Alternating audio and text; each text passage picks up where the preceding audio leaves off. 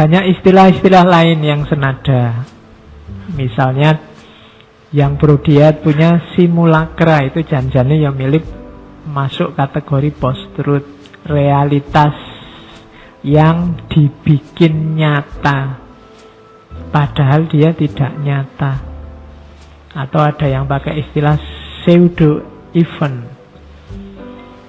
Jadi sesuatu yang dibuat dan diadakan untuk membentuk citra dan opini publik,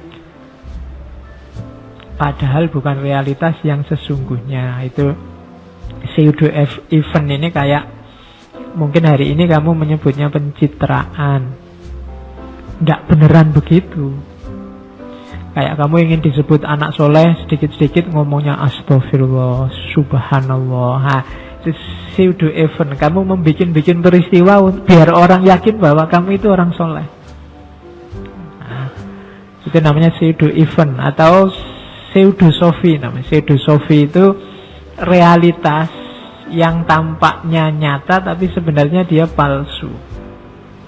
Dan masyarakat digiring untuk percaya bahwa itu nyata. Jadi hari ini banyak yang semacam ini. Koyo-koyo nyata tapi sebenarnya enggak. Seolah-olah real tapi sebenarnya tidak. Jadi maka hari ini kita harus cerdas, luar biasa. Itu gunanya kalian belajar filsafat. Filsafat itu ngelatihmu untuk cerdas. Kalau sudah belajar filsafat lama kok enggak cerdas-cerdas, jangan salahkan filsafatnya. Ya, oke. Jadi ada post-truth, nanti sama dengan simulakra, sama dengan pseudo event, sama dengan pseudosofi. Secara teori-teori mirip-mirip. Intinya ndak ada diada-adakan biar orang percaya. Ndak benar dicitrakan sebagai benar dan menggiring orang untuk percaya bahwa itu kebenaran. Itulah post-truth.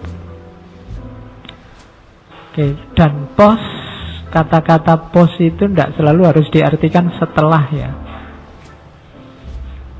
Jadi postmodern mungkin ya secara waktu memang setelah modern, tapi maksudnya lebih pas itu melampaui. Kayak post-truth itu berarti melampaui kebenaran. Ya kalau sudah melampaui kebenaran ya ndak benar. Bukan kok sangat benar. Wah itu sudah benar masih post lagi, ndak. Setelah ndak itu melampaui kebenaran berarti sudah kayak post reality, itu berarti sudah bukan realitas lagi, dia sudah melampaui realitas. Keliwatan. Kalau keliwatan jadi keliru. Kayak di Jawa itu ada beda antara jero dan kejeron. Kalau jero itu dalam, kalau kejeron itu terlalu dalam. Kalau terlalu dalam jelek. Pinter sama kepinteran. Kepinteran itu kalau dalam Jawa konotasinya jelek, terlalu pinter. Biasanya orangnya cenderung malah licik, jadinya jelek. Jadi pinter ya, tapi jangan kepinteran. Kamu kalau ngomong yang dalam, yang jero, ning ojo kejeron. Kalau kejeron jelek. Kejeron itu harusnya sudah selesai, ndak harus diperdalam lagi, kamu perdalam. Jadi akhirnya kamu bingung dewe, itu namanya kejeron. Misalnya Pak, saya ingin membahas filsafat tentang makan.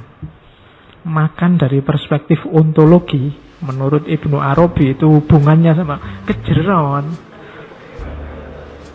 Ya makan aja, kamu lapar makan untuk biar tubuhmu sehat, selesai, simpel. Tapi ketika pokoknya sedalam-dalamnya enggak, yang enggak harus dibahas sangat dalam, enggak usah dalam-dalam, dibahas biasa saja. Misalnya jam 8 pagi, perutku kok kerucuk-kerucuk ya. Ini dari perspektif filsafat apa gitu, kira-kira analisis. Itu enggak usah, enggak penting. Kamu tinggal ke warung makan, beres urusannya. Enggak perlu kamu bikin seminar internasional dengan membahas kenapa jam 8 pagi perutku kok kerucuk-kerucuk. Itu namanya sudah kejeron. Kalau kejeron jelek. Jadi enggak harus apa-apa terus difilsafati. Ada hal-hal yang penting, urgen, fundamental, ayo dibahas secara filosofis. Ada yang tidak perlu level filosofis, dia butuhnya level ilmiah. Ada yang ini level pengetahuan biasa.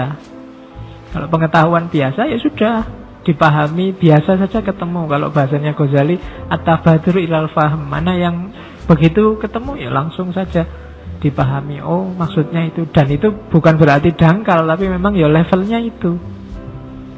Kalau ada temenmu ngomong, wah perutku kerucuk-kerucuk, berarti lapar ini. Levelnya memang itu, nggak perlu kamu kritik. Wah, kamu kok mikirnya dangkal begitu? Kan harus dianalisis dulu. Laparmu itu kira-kira, ya enggak sedalam itu. Jadi post-truth itu berarti sudah melampaui. Kenapa ada truthnya, kata-kata truthnya dipakai? Karena dalam kebohongan yang kamu bikin itu ada kebenaran yang kamu pakai. Cuma kebenaran ini kamu pakai untuk yang jelek. Ada fakta yang kamu pakai, cuma fakta ini kamu belokkan di luar konteksnya, di luar porsinya, sehingga jadi jelek. Ya mungkin kayak kalau Al-Quran ada ayat yang bunyinya misalnya wala tashtaru bi ayatillahi samanan qalila. Jangan kamu jual ayat Allah dengan harga murah. Loh, ayatnya ini kan benar, baik, bagus. Tapi caramu memperlakukan ayat, misalnya kamu jual, kamu pakai ini dengan harga murah. Harga murah itu misalnya untuk kepentingan sementara, kepentingan politik, kepentingan yang tidak penting. Nah, itu berarti kamu sedang menjual Quran dengan harga murah. Loh, ayatnya bagus, cuma ketika dia kamu jual dengan harga murah, dia jadi hal yang negatif, dan malah kamu dimarahi oleh Al-Quran. Maka disebut wala tashtaru bi ayatillahi samanan qalila. Bukan berarti kalau kamu ngajar ngaji bayarannya harus mahal. Itu kan kalau diartikan letter wala tashtaru bi ayatillahi, berarti kalau saya ngajar Quran itu tidak boleh dibayar murah, bayarannya harus mahal. Ada dalilnya itu misalnya. Ya, tidak bisa begitu cara memahaminya. Jadi Al-Quran yang pasti baik, pasti benar, itu jangan digunakan untuk hal-hal yang remeh, hal-hal yang samanang qalila.